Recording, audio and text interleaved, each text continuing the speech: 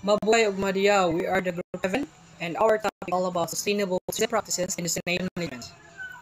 So let's define what is sustainable tourism.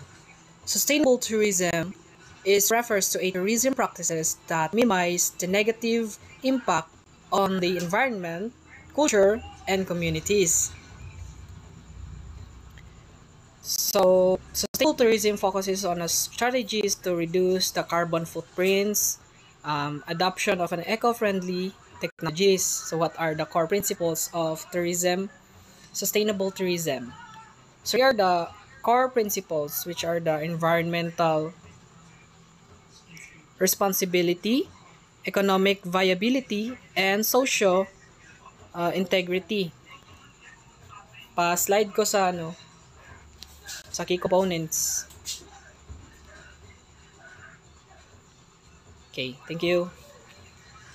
So the key components of sustainable tourism is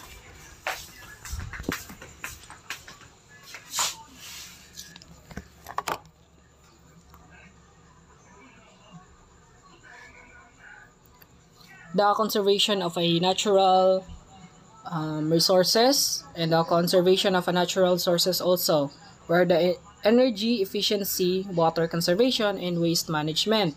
Protection of biodiversity like habitat conservation, wildlife conservation, and sustainable infrastructure like eco-friendly building design or kanang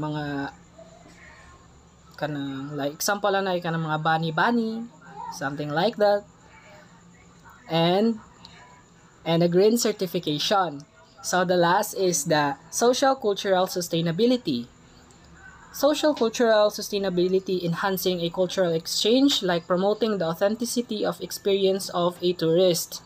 Second is to encourage a mutual respect. So addressing social impact is preventing over-tourism and promoting the social equity. That's all. Next reporter, please.